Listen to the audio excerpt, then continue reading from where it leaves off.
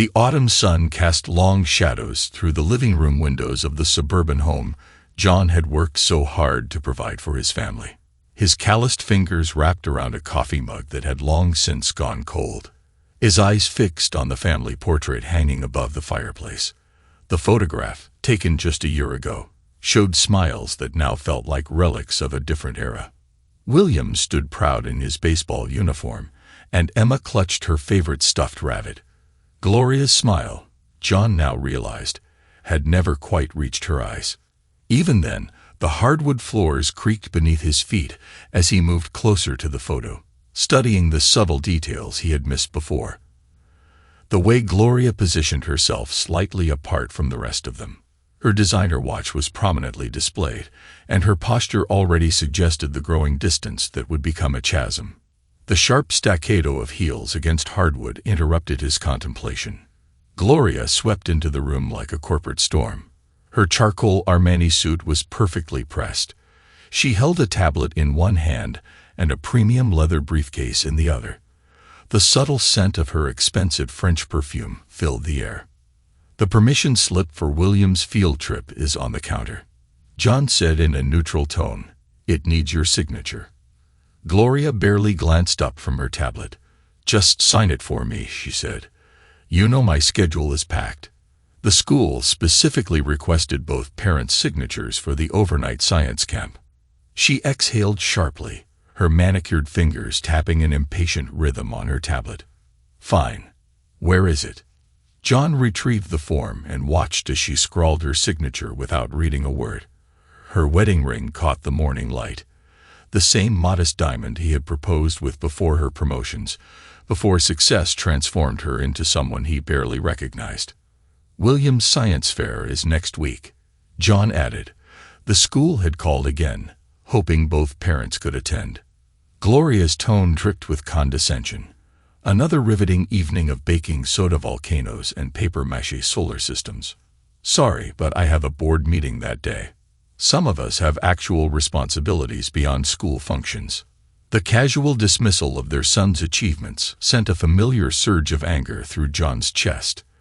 Our children's accomplishments are responsibilities, and being present matters, he thought. Gloria finally looked up, her perfectly lined eyes narrowing. "You mean like being present for the mortgage payments, the private school tuition, and extracurricular activities? You're so fond of scheduling." She gestured around their well-appointed living room. "Someone has to think bigger than science fairs and little league games." The sound of children's footsteps overhead made John lower his voice. "Money isn't everything," he said softly. "William asked about you at dinner again last night. You missed his baseball game last weekend." Gloria snapped. "I was closing the Anderson merger. Do you have any idea what that means for the company? For my career?" Her lips curled into a familiar smirk. "Of course you don't. You're content-pushing papers at your little office, playing it safe, while I actually build something meaningful. There's nothing meaningless about providing stability for our family," John replied, his hands clenched at his sides. "Not everyone needs a corner office and a six-figure bonus to find fulfillment." Gloria's laugh was sharp enough to cut glass. "Fulfillment? Is that what you call it? Living in my shadow, being the dutiful husband who picks up the slack while I actually succeed," she said, straightening her blazer, a gesture that had become her armor. "You know what your problem is, John. You're afraid. Afraid to take risks, afraid to reach higher. It's pathetic, really. You're so focused on being the perfect father that you've forgotten how to be anything else." The sound of footsteps on the stairs made them both turn. William appeared in the doorway with his backpack slung over one shoulder, his dark hair reminding John of his own younger days. The boy's eyes, still bright with hope, fixed on his mother. "Mom, did you sign my permission slip? And are you really coming to the science fair next week?" Gloria's expression shifted with practiced ease. A camera-ready smile replaced her sneer. "The permission slip is signed, sweetie, but Mommy has an important board meeting during the science fair.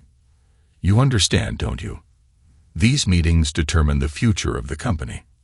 William's shoulders slumped slightly, though he tried to hide it. "Yeah, I understand. Dad will be there. Right. Of course I will, John assured him, watching the familiar dance of disappointment across his son's face. Every minute. Oh, William nodded, his attempt at maturity breaking John's heart. Emma was ready. She was just getting her shoes on. As if summoned by her name, she bounded down the stairs, her blonde pigtails bouncing with each step. She clutched a piece of paper in her small hands, her eyes bright with excitement. Mommy, look. I drew our family in art class yesterday.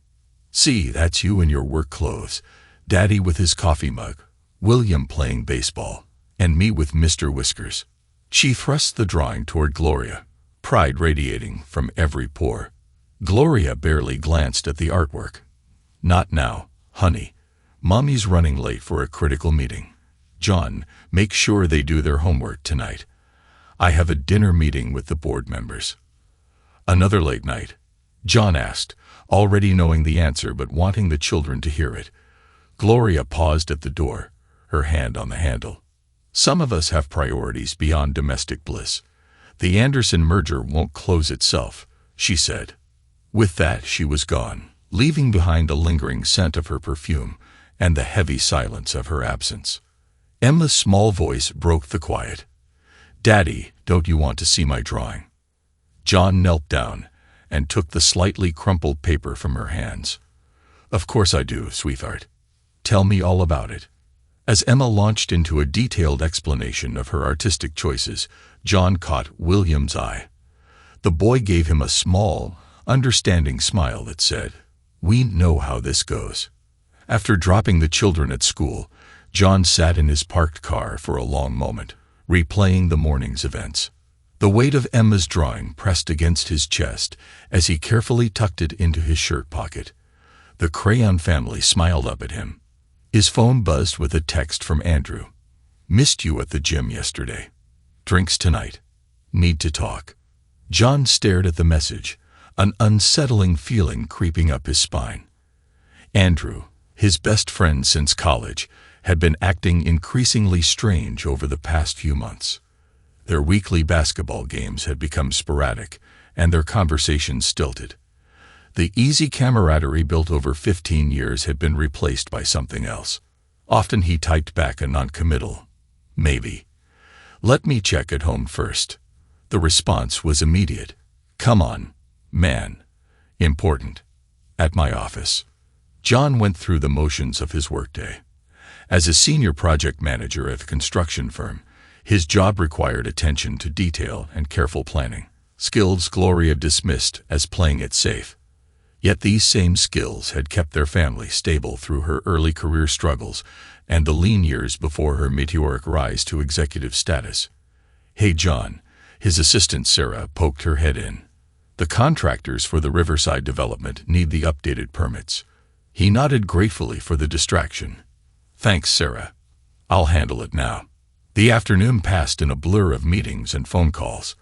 Around 3, his phone lit up with a text from Gloria. Don't wait up. Late meeting with Anderson team. John checked his watch. Gloria's company, Preston and Hayes Financial, was 20 minutes from their house, the same building where Andrew had recently taken a position in the legal department. A coincidence that had seemed fortunate at the time. After ensuring all critical tasks were handled, John drove to William's baseball practice. He sat in the bleachers, watching his son's determined face as he practiced pitching. Other parents clustered nearby, chatting about upcoming games and school events. Normal parents doing normal things. Dad, William jogged over during a break. Coach says my curveball is getting better. John handed him a water bottle. Looking good out there, champ. Keep your shoulder level like we practiced. Mom's missing the science fair, isn't she? William's question came out of nowhere, though John knew it had been weighing on him. She has an important meeting, John replied carefully. She always has important meetings. William's voice carried a resignation that made him sound far older than 12. Sometimes I think she doesn't even like us anymore. John's heart clenched. Your mother loves you and Emma very much. She's just focused on her career right now. William took another sip of water. like when she missed my birthday party for that conference, or Emma's dance recital for the quarterly review. Before John could respond, the coach called the team back to practice. William jogged away, leaving his father to wrestle with the raw truth in his words at home that evening. After helping Emma with her math homework and reviewing William's science project, John sat in his home office. The house felt empty despite the children sleeping upstairs. Gloria's absence had become more presence than void, a tangible reminder of how far they had drifted. His computer screen glowed with open tabs, Gloria's social media profiles, her company's website, and local news articles about the Anderson merger. Nothing seemed suspicious on the surface. Yet something nagged at him, a persistent feeling that he was missing crucial pieces of a larger puzzle. The front door opened and closed downstairs. Heels clicked across hardwood, followed by the sound of ice cubes hitting crystal. John glanced at his watch. Another dinner meeting ran suspiciously late, but he found her in the kitchen, pouring a generous measure of expensive scotch, another recent habit. Her blazer was slightly rumpled, and her lipstick was touched up, but not quite perfect. A faint scent clung to her clothes, different from her usual perfume. "The kids missed you at dinner," John said quietly from the doorway. "Emma wanted to show you her art project." Gloria took a long sip before responding. "I'm not in the mood for your passive-aggressive guilt trips, John. The Anderson merger is crucial for the firm." "Is that what we're calling it now? The Anderson merger?" The words escaped before he could stop them. Heavy with implication, she turned to face him, her eyes glittering dangerously. "What exactly are you implying?" John demanded. "You tell me, Gloria." John stepped into the kitchen. "The late nights, the secret phone calls, the way you guard your phone as if it contains state secrets," he said, moving closer to watch her reaction. "And the convenient coincidence of Andrew's new position at your firm," he added.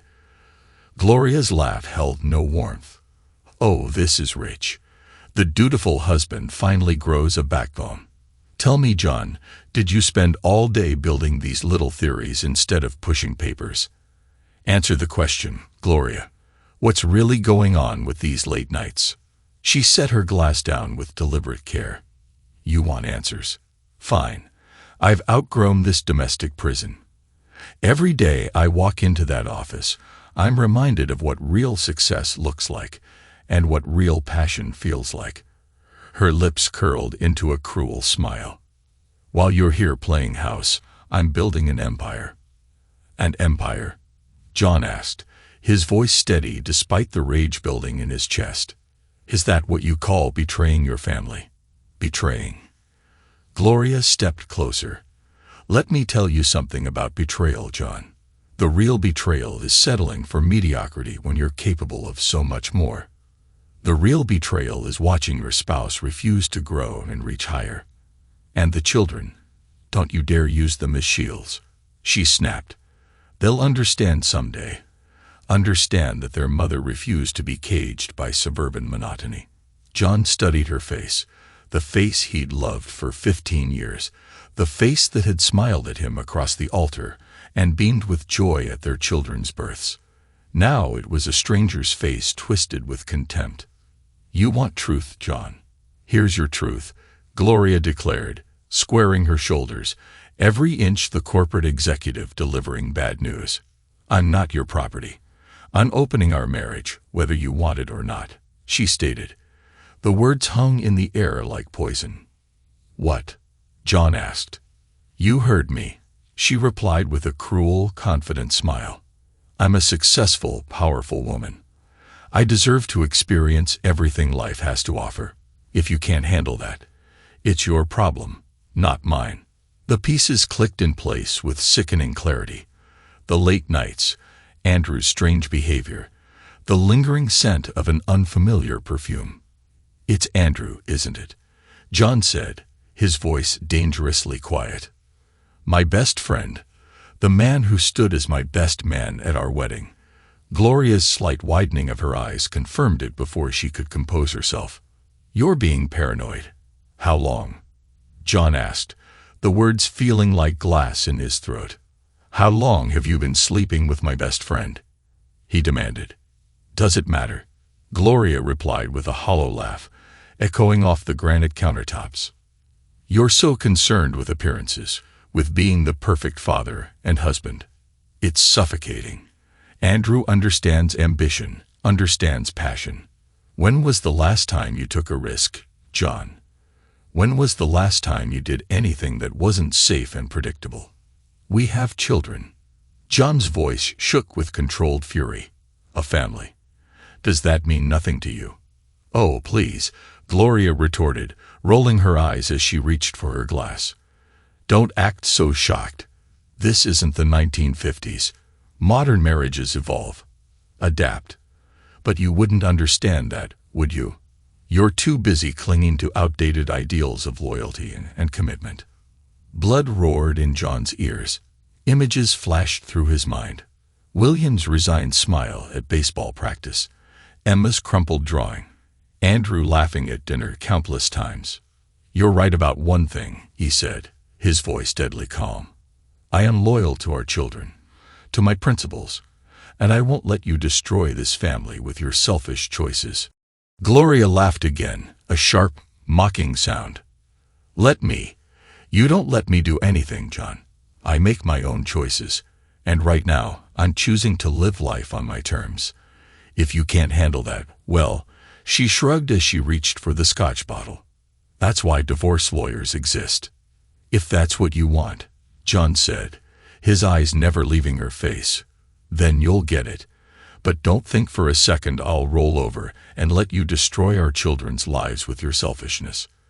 Gloria scoffed, her artificial confidence masking a flicker of uncertainty. No judge will, she declared. We'll see about that. John turned to leave, then paused. One more thing. Tell Andrew he can expect a call from me. He added, best friends shouldn't keep secrets. After all, he left her standing in the kitchen, her perfect facade finally showing cracks upstairs. He checked on the children. Emma slept clutching her stuffed rabbit, while William's baseball glove lay next to his pillow. They looked peaceful, unaware of the coming change. In his office, John began his research. Divorce lawyers, custody precedents, financial records. He would leave no stone unturned. Gloria had underestimated him and dismissed him as weak and predictable. She had forgotten that a man protecting his children is capable of anything. The next few days blurred by in careful investigation and quiet rage. John maintained his routine for the children's sake: breakfast, homework, and William's practices. But beneath the surface, he was gathering evidence and building a case. Gloria barely came home, not even bothering to hide her absences anymore. When she did appear, it was only to grab fresh clothes or bark orders about household matters. She seemed to revel in her newfound freedom. Each casual display of disrespect was another nail in their marriage's coffin. Then came the video late one night. As John sat in his office following another digital trail, an anonymous email arrived. The subject line made his blood run cold. Your wife's true colors. The sender's address was unfamiliar, masked behind proxy servers and fake domains. John's cursor hovered over the attached link. His security training screamed warnings about unknown attachments, but something in the subject's phrasing nagged at him. With trembling hands, he clicked the link. It led to a hidden video hosting site, displaying a single thumbnail titled, "Cheating Wife Becomes Public Property." His mouse hesitated before he hit play. The footage was unmistakable. Gloria and Andrew were captured in intimate moments that would destroy both their reputations if made public. The video quality was high, clearly shot recently in what appeared to be a high-end hotel room. John recognized Gloria's expensive watch, his anniversary gift from 2 years ago. The betrayal played out in high definition, each moment a dagger to his heart. But beneath the personal pain, John's analytical mind began to work. This was evidence, undeniable proof of infidelity, reckless behavior, and poor judgment. The kind of evidence that could sway a custody hearing. John sat back in his chair, a strange calm settling over him. Gloria had always underestimated him, dismissed him as weak, predictable, safe. She had never understood that his strength came from his principles and dedication to family. She mistook his stability for weakness, his loyalty for limitation. The sound of a car and a door closing outside drew his attention. Through the office window, he watched Gloria step out of a taxi, her movements slightly unsteady. After another late night at the office, she fumbled with her keys at the front door. The sound of her uneven heels on the porch made John turn back to his computer. He methodically downloaded and secured the video evidence, creating multiple backups stored in secure cloud locations under encrypted files. Gloria might think him technologically inept, but years of project management had taught him the value of careful documentation. His phone buzzed with another text from Andrew. "Need to talk. It's important." John stared at the message, imagining his former best friend's face. The man who had been his best man, helped him move into this house, and taught William how to hold a baseball bat. Now he starred in an explicit video with his wife. Instead of responding, John opened his contacts and began making calls, first to Robert Hayes, a divorce attorney known for high-profile cases with discretion. Then to Michael Chun, a digital forensics expert he had worked with on a construction fraud case last year.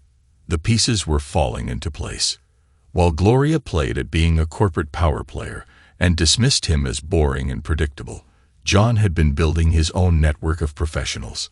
These were people who understood the value of loyalty and the importance of documentation. He heard Gloria stumble into their bedroom, soon to be his alone. The children slept peacefully, unaware of the storm gathering around their family. John vowed they would stay that way, protected from their mother's selfish destruction. He began composing emails, setting meetings, and laying the groundwork for what was to come. Gloria thought she held all the power with her executive salary and connections. She was about to learn that real power came from preparation, patience, and the quiet strength she had always mocked. The video evidence was just the beginning. John had spent years watching Gloria's rise to power, learning her patterns and understanding her weaknesses. She thought, "I'm blind," but he had seen everything. Every late-night meeting, every suspicious text, every subtle sign of her betrayal. Now it was time to show Gloria exactly what happens when you betray not just your spouse, but an entire family. The war was about to begin, and John intended to win. Not for himself, but for William and Emma, for their future, and for their right to grow up knowing that loyalty and integrity matter more than power and prestige. John closed his laptop. In a few hours, he would wake the children, make their breakfast, pack their lunches. Domestic tasks Gloria scorned. But beneath that routine, a storm was brewing. The dutiful husband was gone, replaced by a father determined to protect his children at any cost. The war for his family's future was about to begin, and Gloria had no idea what was coming. The morning sun cast long shadows across the courthouse steps as John adjusted his tie, smoothing the silk with practiced care. Richard, his attorney, stood beside him, reviewing their documentation one final time. Richard said quietly, "The video evidence has been authenticated.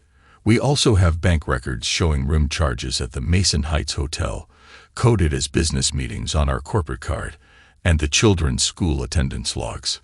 These logs show who actually attended parent-teacher conferences, medical appointments, and sports events. The paper trail tells quite a story." The sharp click of heels against marble made them both turn. Gloria approached with her attorney Patricia, her entire appearance calculated for maximum effect. Gone was the arrogant executive who dismissed their marriage as beneath her. Today she wore a conservative navy suit, her makeup subtle, her hairstyle designed to project maternal warmth. The transformation might have been impressive if John hadn't spent 15 years watching her perfect the art of manipulation. Gloria, her voice dripping with manufactured concern, said, "It's not too late to handle this privately. Think about what this publicity will do to William and Emma. Now you're worried about the children." John's voice cut like a blade. Convenient timing. Patricia stepped forward, her expression professionally neutral. My client is prepared to be extremely generous in the settlement. Joint custody, substantial child support. Richard interrupted. Your client seems to be operating under the delusion that she still holds the upper hand. Gloria's perfect eyebrows drew together. What exactly are you implying? Mrs. Parker, Richard's smile held no warmth. Let's just say the court will find today's evidence illuminating.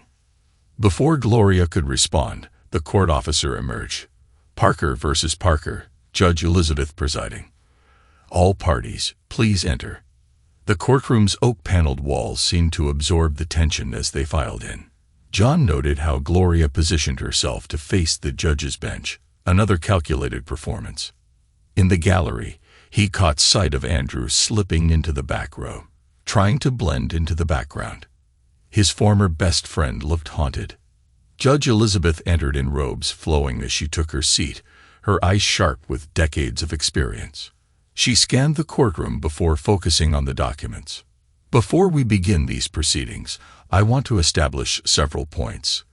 First, this court's primary concern is the well-being of the minor children involved. Second, any attempt to use these children as leverage will be met with severe consequences. An 8-year-old should not have to express her pain through drawings of an absent mother. Yes, Your Honor, both attorneys responded in unison. Patricia rose first, her movements smooth and practiced.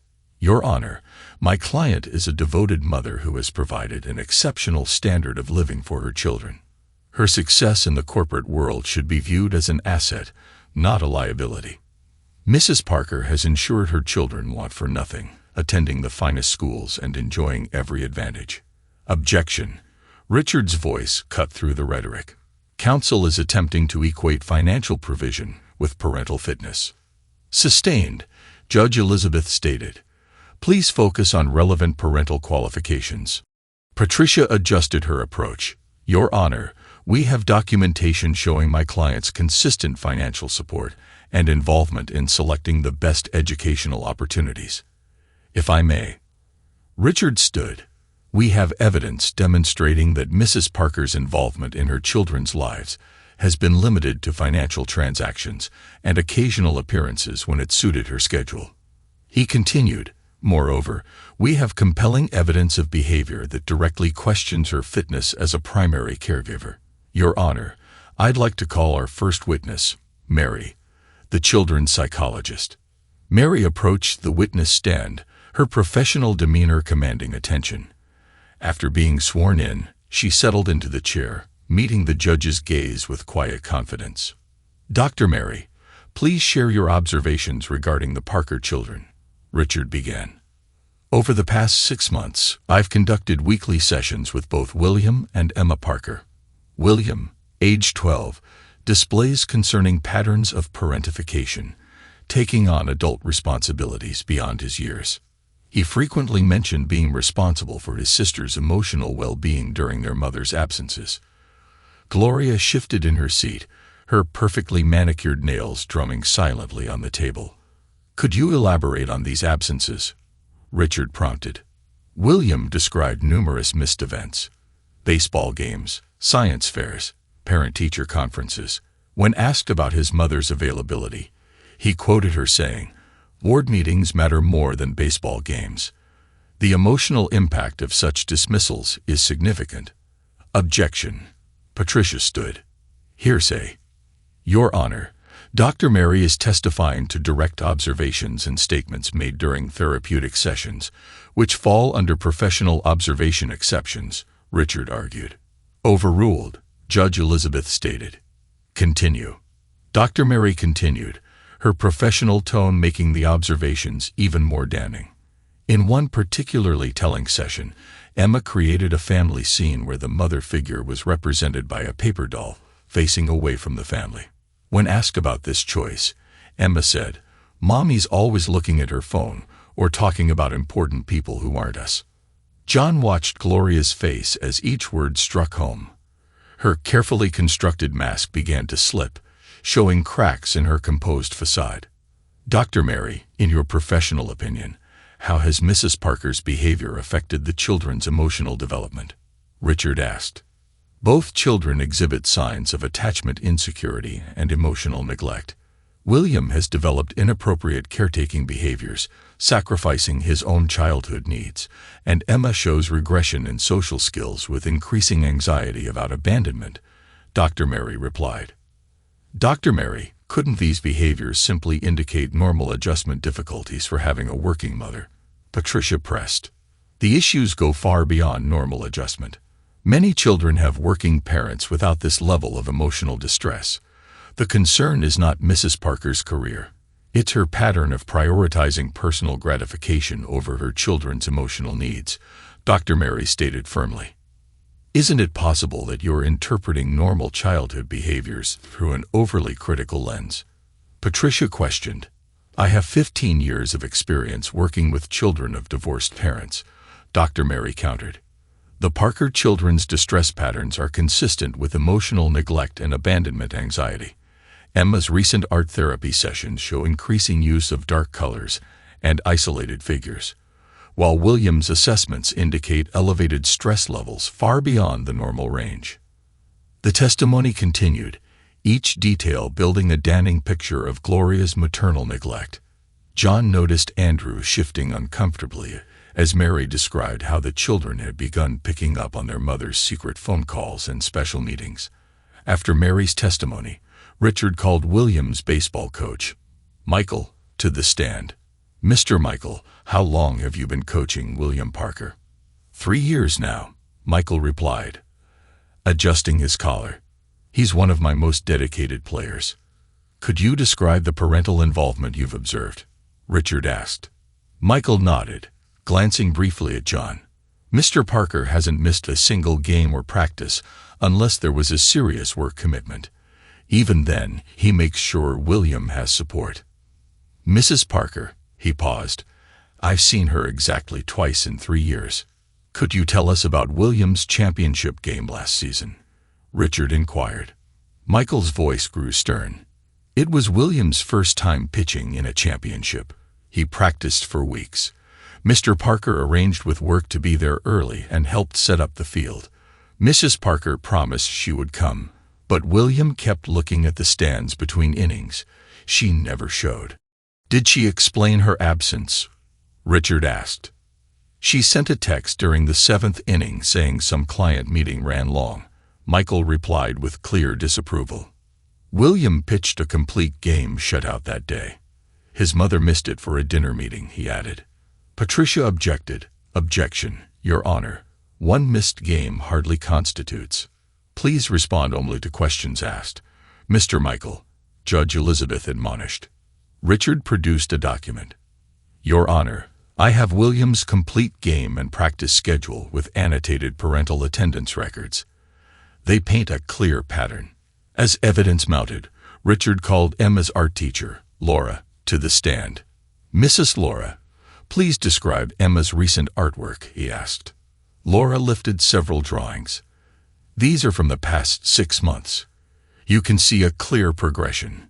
She held up a piece from September, a family portrait with all members connected and smiling. By November, she presented another drawing. Emma began drawing her mother separately from the family group, often with a phone or computer between them. The artwork progression continued, each piece telling its own story of growing emotional distance. Gloria sat rigid, watching her maternal neglect documented in crayon and marker. The most concerning piece, Laura concluded while holding up a recent drawing, shows the family home with Emma, William, and their father inside, while the mother figure stands outside, turned away. Emma titled it, Mommy's Important Meeting. During a brief recess, John overheard Gloria hissing at her attorney. This is character assassination. Why aren't you objecting more? Patricia responded quietly. Because every objection draws more attention to evidence we'd rather downplay. The video hasn't even been presented yet. The mention of the video made Gloria fall silent, her face paling slightly. Andrew, who had been listening nearby, quickly left the courtroom, his steps unsteady. When court resumed, Richard addressed the judge. Your Honor, while we have additional character witnesses prepared to testify, I believe it's time to present our key evidence regarding Mrs. Parker's specific behaviors that render her unfit for primary custody. Judge Elizabeth nodded. Proceed, she said. Richard continued, Your Honor, I object to any video evidence. This is a violation of privacy. Gloria protested. Mrs. Parker. Judge Elizabeth interrupted. Your attorney should make objections on your behalf. And as this video was already publicly available online, privacy concerns are moot. As the video screen was prepared, Richard detailed the evidence's origin.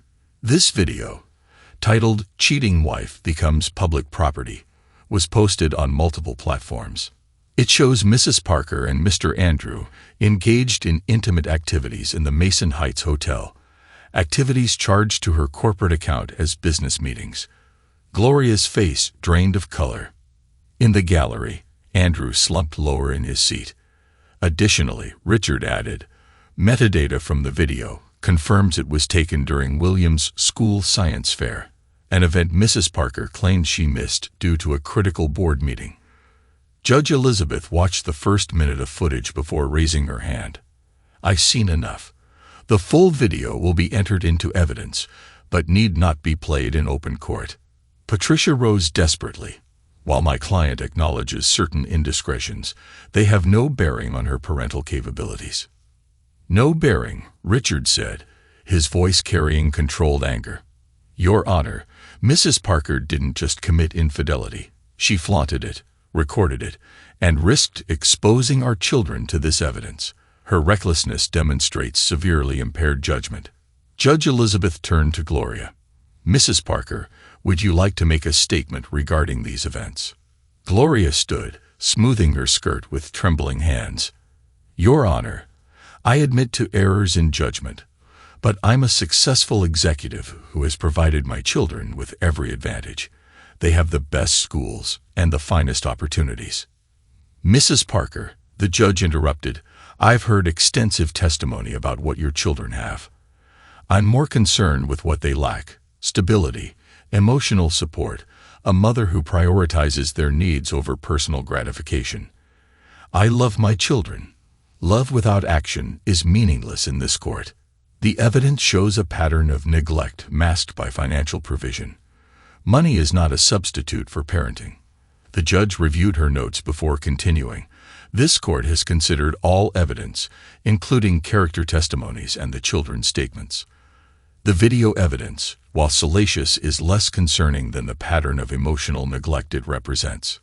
Mrs. Parker's choice to engage in such behavior during her child's school event speaks volumes about her priorities. The judge stated. Gloria gripped the table, her knuckles white. John sat perfectly still, watching years of his wife's carefully constructed facade crumble. Furthermore, Judge Elizabeth continued, the testimony regarding the children's emotional state is particularly troubling. A 12-year-old should not feel responsible for protecting his younger sister from maternal abandonment. An 8-year-old should not have to express her pain through drawings of an absent mother. The judge's gavel cracked like thunder in the silent courtroom. This court grants full custody to John Parker. Mrs. Parker's visitation rights are restricted to supervised visits pending completion of parenting classes and counseling. Mr. Parker will have sole discretion over visitation scheduling. No. Gloria's composure shattered completely. You can't do this. I'm their mother. Mrs. Parker, Judge Elizabeth said firmly, one more word and you'll be held in contempt. This court's decision is final. The aftermath exploded in chaos. Gloria lunged toward John, her carefully crafted image of maternal concern forgotten. You planned this. You orchestrated everything. Step back, Mrs. Parker, Richard warned as he moved between them. You're nothing without me. Gloria's voice echoed through the courthouse, a pathetic paper pusher who can't handle a strong woman's success. Andrew attempted to approach, his face ashen. John, please let me explain. John called quietly, Officer, this man is not authorized to approach me. As Andrew was escorted away, John gathered his documents. The day's drama would hit the news soon. A corporate executive's public disgrace, complete with video evidence and courtroom theatrics. Outside, reporters had already gathered, drawn by the commotion. Camera flashes captured Gloria's tears, Andrew's hasty exit, and John's composed departure. Tomorrow's headlines would write themselves. The fallout hit like a tsunami. By evening, local news stations ran the story. Corporate executive loses custody after scandal. Preston and Hayes' financial stock took an immediate hit as shareholders reacted to their CEO's public disgrace. John watched the coverage while sorting through emails. His phone buzzed constantly. One message read, "John, please, I can't make rent. Just a small loan." Another said, "Your children's mother is sleeping in her car." He blocked each number without hesitation. 15 years of friendship meant nothing compared to 15 years of betrayal. The landline rang with Gloria's mother's desperate plea. "John, please be reasonable. Gloria is still their mother. She's devastated." He let it go to voicemail and deleted the message mid-sentence. Upstairs, William sat on his bed, gripping his baseball mitt. "Dad, is it true what they're saying on TV about Mom?" William asked. John sat beside his son, choosing his words carefully. "Your mother made choices that hurt our family. The court decided you and Emma would be better off living with me full-time. She didn't even fight for us, did she?" William's voice cracked. "Not really. She was more worried about her reputation. A burden to carry, not yours," John replied. A small voice came from the doorway. Emma stood in her pajamas, clutching her stuffed rabbit. "Is Mommy in trouble?" John opened his arms, and she ran to him. "Mommy has to deal with the consequences of her choices. But you and William, you are safe and you're loved. That's all you need to worry about." Days blurred into weeks. John established new routines. Breakfast together every morning, homework checks after school, and family dinners without phones or distractions. Simple things. Gloria had always considered the children's rooms beneath her, filled with evidence of healing.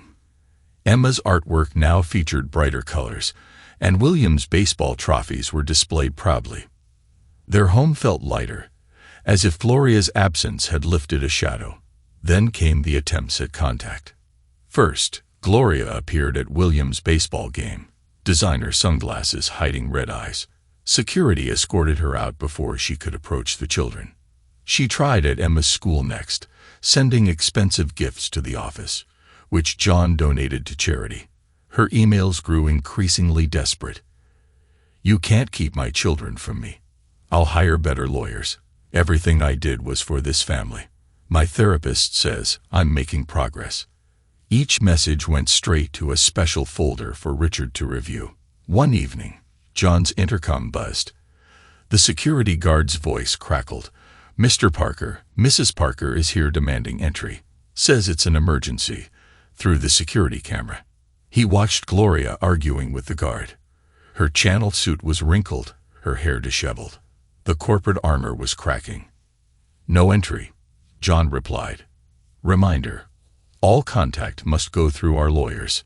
The next day, a courier delivered a handwritten letter. "Dear William and Emma, Mommy misses you so much. I know I made mistakes, but I'm still your mother. Please ask Daddy to let me see you." The letter joined the others in Richard's file. 3 months after the court decision, Thomas from Preston and Hayes called. "John, I thought you should know Gloria has been asked to resign. The board cited moral clause violations," he said. "And Andrew's gone." John replied, ending the call. The children showed steady improvement. Mary reported that Emma's artwork now featured a happy family of 3, and William's baseball coach praised his renewed focus. Then came the storm. Rain lashed against the windows as John helped Emma with reading and William practiced pitching in the garage. Unexpectedly, through the security camera, he saw Gloria. Mascara streaked by rain, designer clothes soaked and muddy. Her fist hammered against the door. "John, please. The children, they need to understand. I've lost everything. My job, my reputation. Just let me explain," she pleaded. Emma's voice quavered. "Daddy, is that Mommy?" John called. "Go to your room, sweetheart. Both of you, upstairs now." The pounding continued. "I know you're in there. You can't keep them from me forever. I'm their mother." John activated the intercom. "Gloria, you're violating the court order. Leave now or I will call the police." Her voice broke. "Please, I'll do anything. The parenting classes, therapy, whatever you want. Just let me see them. Goodbye, Gloria." He shut off the intercom, ignoring her escalating cries. Through the window, he watched her sink to her knees on the porch, rain mixing with tears. William appeared at the top of the stairs. "She's not coming back, is she?" John answered truthfully. "No, she's not." That night, he held his children as they processed their mother's display. Where once he might have felt pity, now he felt only cold satisfaction. Gloria had built her prison of consequences, brick by brick. Let her live in it. The morning's final image remained. The mighty Gloria Parker, stumbling out of the building she once ruled, was a shadow of her former self. Thanks to everyone who took the time to listen to today's stories. If you enjoyed it, please consider liking and subscribing if you haven't already. Feel free to share your thoughts on the events in the comments below. Take care.